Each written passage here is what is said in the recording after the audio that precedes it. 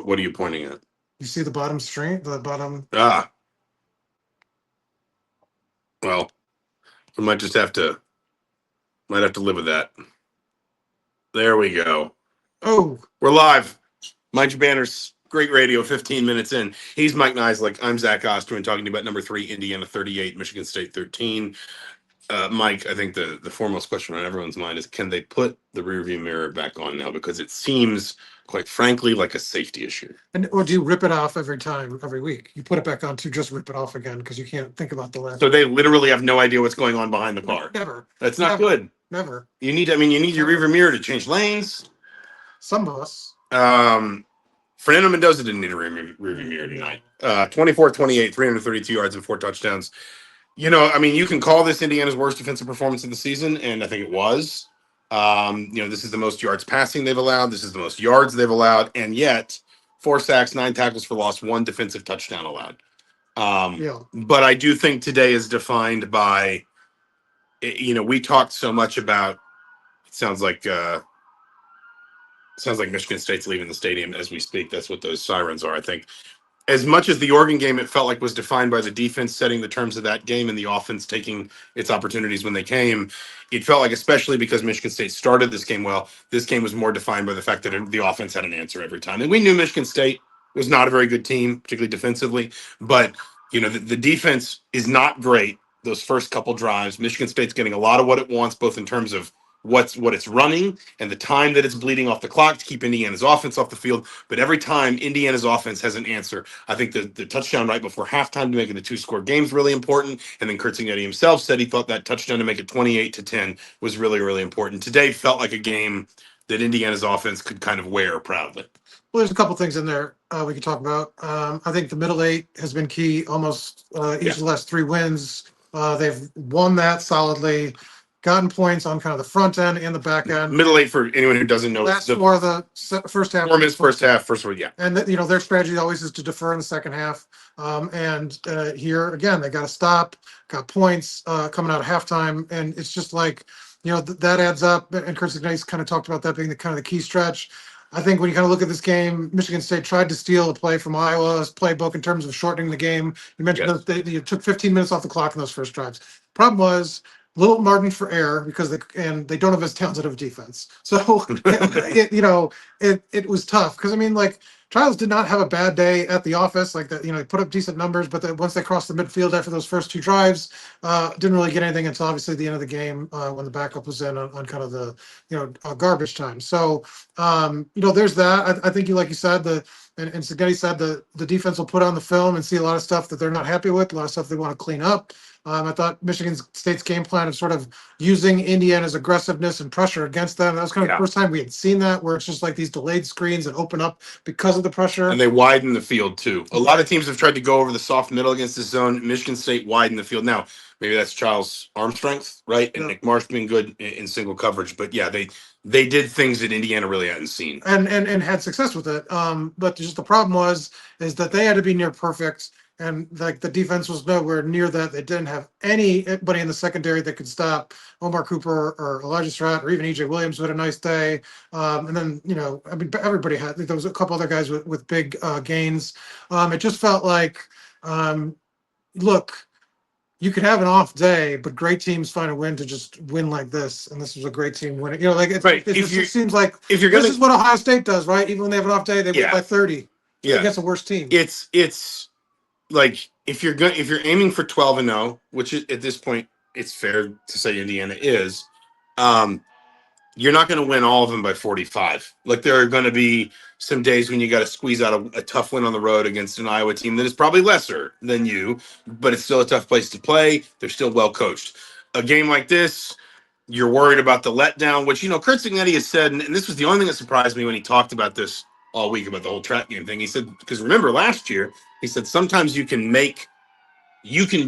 create a trap game by talking too much about it, by overemphasizing it. He said it in the context of he had these undefined worries about his team, and sometimes you can create problems by focusing too much on the negative. Yeah. It wasn't specifically about a trap game. No, it was about because I was the one who asked him. This was last year. I asked him the question about a trap game. I forget which game it was. About that. I'm not. If you go back, we'll check we'll have our producers check the tape. We'll check the weather forecast.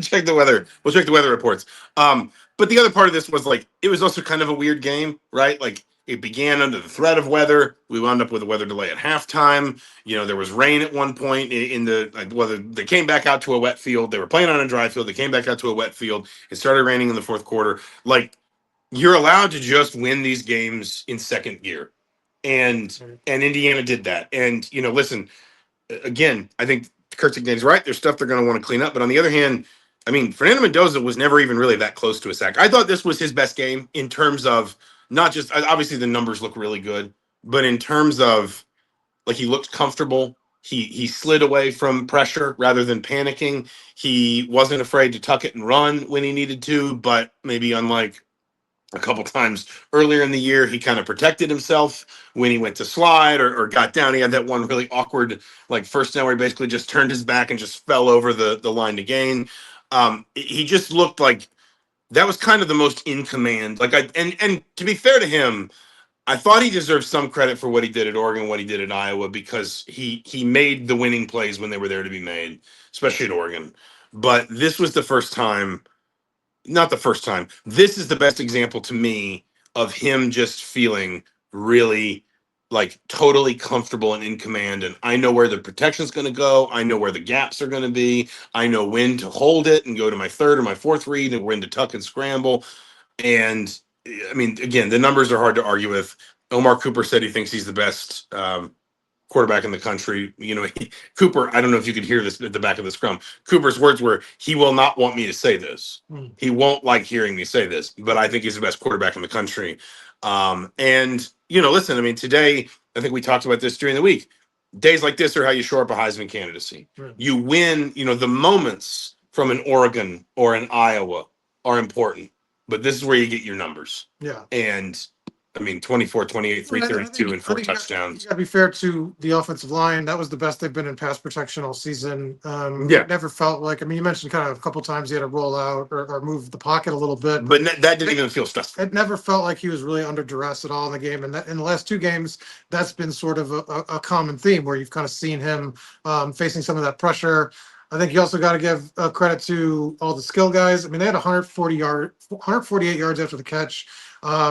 Michigan State just didn't have the bodies in the secondary to really match up against with this team, really at any spot. I'm not trying to take away credit for Fernando Mendoza. No, but it's just like you know, Elijah Serrata went back. I think he's had 70 yards and at least one touchdown in all four conference games. This was Omar Cooper's first 100-yard performance against a Big Ten opponent, which feels like a significant milestone for him because he's trying to do these things against as the competition gets better. He's shown now that he's right, because that wasn't the case last year. I felt like he disappeared at moments. Yeah. And this year, I think he's sort of set himself apart. That's what Signetti talks about a lot in the offseason was this is how good I think Omar Cooper can be, but we need to see it. We need to see it more consistent. And then what Signetti talked about, from an offensive play caller's perspective, when you have two guys and more than that, as he said, they have more than two, but at least two of that caliber of a receiver or a skill player, you can't game plan against that. That's like it's an impossible task to sort of try to take out two guys at once and to try to hold that game plan together. And you saw it, like they couldn't take away either of them, and then everybody else got loose too. I mean, you saw Nowakowski got loose on the sidelines. Hemby had a big gain. So you just kind of see this team coming together and all the offensive weapons they have. Maybe not as deep as they were last year, but just playing at a higher level. I feel like in skill position. No, I think that's the best way to put it. Is like maybe they had like 5 wide receivers last year instead of 3. Yeah, but the 3 this year. I mean, like, let me ask it to you this way: like, 2 questions for you.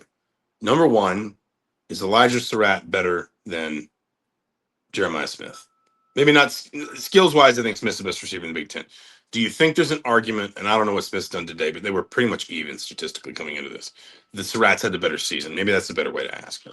Yeah, it's hard. I mean, I haven't seen much of him play this season, so I just look at the numbers, and I know both of them are ranked in the top 10 in receptions in the Big Ten, receptions, yards, and touchdowns. And they're both, they were like 1 and 2 at one point, receiving touchdowns. Surratt to me is just, he's not flashy as some of the other guys, like where he's kind of, but it's just a steady sort of consistency, and he's become like sort of the ultimate possession receiver for Fernando Mendoza. And like you've seen his targets increase, and it doesn't matter. He's facing a lot of double teams. He's facing a lot of physicality. Oregon, that was as physical I think as we've seen a team play him. Mhm. He just sort of shrugged it off, and he just does what he does. I just think it's He's- just been really impressive. His And combination of toughness and technique is as good as any receiver. And that's actually one of the positions that quietly Indiana's had, a fair few NFL caliber players Yeah. in the time I've been on the beat.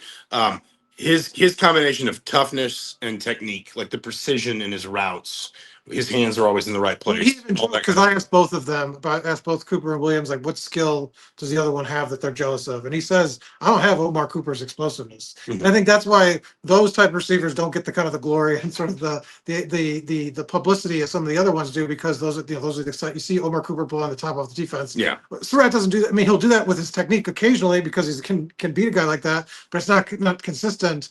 But he should be up for all the receiver of the year awards, not just in the Big Ten. Like what he's done, all his numbers are worthy, but I just think when you watch his game, there's no question in my mind that he's one of the top receivers in the country. And the second question is this the best starting wide receiver group in the conference? And that again, I think the question is Ohio State. Yeah. It's Jeremiah Smith and Cardinal Tate versus these three. Well, I just said they have the best receiving duo. Like I don't think you can top. I mean, I don't know. I mean, Cardinal Tate's pretty good. I think he had 2 touchdowns.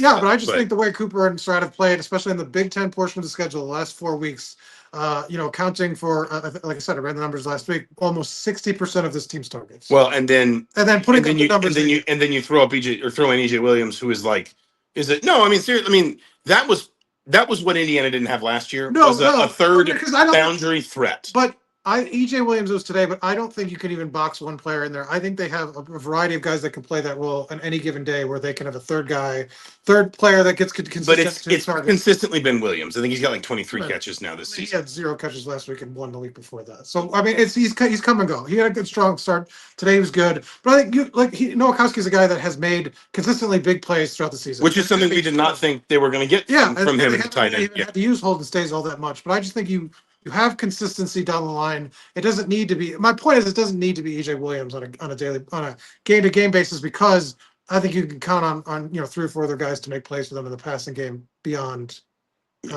Cooper and Williams.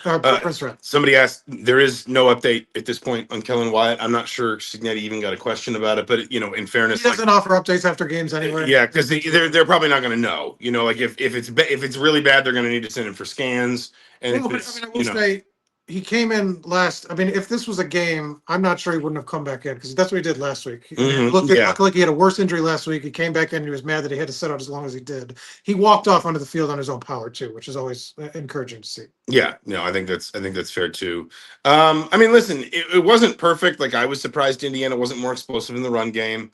27 Childs 27 to 33, I think is a little bit of a concern. That I mean. I have always believed in the tools that Aiden Childs has. You love Aiden Childs. I do. I think we should all become Aiden Childs fans. And you certainly saw what people talk about when they talk about those tools today. But if you're Indiana, it did not feel like they had 4 sacks, I guess is what I'm trying to say. Like it did, they finished with 4 sacks. They didn't get a ton of pressure when it mattered. And it didn't feel like they were getting him out of his rhythm, getting him off his timing, which they absolutely did with Luke Altmaier. They absolutely did with Dante Moore. Like they got those 2 quarterbacks playing within themselves because they couldn't find their rhythm and they couldn't get comfortable. He found his rhythm early, and listen, we can argue, was Kellen Wyatt getting held on that long conversion that eventually turns into the only touchdown Michigan State scores? Maybe. And the other part of this, frankly, is this is what it's like when your team's trying to go 12-0. Like you are going to nitpick along the margins because we know they're better than the better way to say 9 it wins or 10 wins. They struggled to kind of get this game going. That they were down 10-7, but then they scored 31 unanswered points, and it never felt like there was a moment in the second half where this game was in the balance. No, not at all. And so, it's a little closer of a score, and they didn't cover. Great teams cover. They didn't cover thanks to a field goal with how many seconds left? 20. 20 seconds left. Yeah. Amazing. But this game wasn't in the balance right like basically at the end of the first half. Defense, like you said, there's things that they didn't get a ton of pressure. And today was actually the first game. I think you talked about it. Mikel Kamara did not look great. I felt like it looked uncomfortable maybe at times. No, I Trying to mean, get off the line. yeah, like he looked. I mean, he looked hampered by something. And they took him off the field in a couple key situations. And Stephen Daly had 2 sacks, and he played a little bit more. I felt. I mean, we'll have to look at the snap numbers or counts. He definitely came back, but like he did not look 100%. And so, yeah, you'll find those things, but man, like if that's the worst they can do, that's the worst they do here on out. Like, you're going to be happy because you're just beating teams handily, even though you maybe not have. It's not doesn't all look perfect over 60 minutes. Somebody, I think it's Brandon here, asked, is Haynes always going to drop 4 or 5 in the secondary? The middle of the field is wide open on tape all year. I'm not sure that's not somewhat by design. Like, if you funnel all the action to the middle, that means there are always players around the ball. And yeah, you will give up some slants, some crossing routes. But like, think about what was hurting Indiana today. It was not over the middle. Michigan State did not want to throw the ball over the middle. It was screens. It was throwing into the pressure. And it was those which we see Indiana have success with this too. Those like hard 8-yard out routes where they just, they get like against soft-ish zone coverage. They get 7 or 8 yards deep, and then they just cut and take a hard out.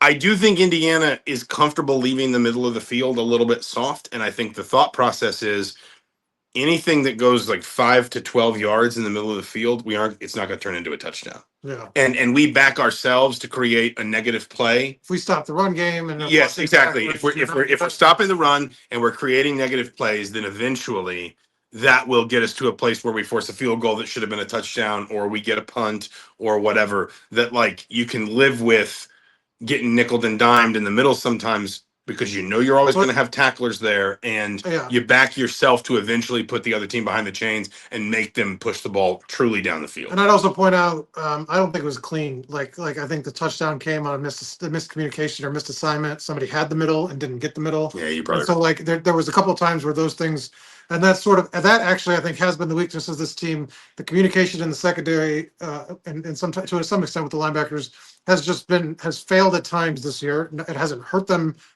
in a game. It hasn't decided a final score, but it has come up time and time again, and that's something that I think Kurt Cignetta's talked repeatedly about, that they've got to get cleaned up, and it'll be continue to be since it's continued to be an issue. They still need to fix it and find a way, because there's no new personnel that's coming in the secondary. Like, this is the group they have. You just got to get cleaner and sort of eliminate those mistakes. But I think you've seen.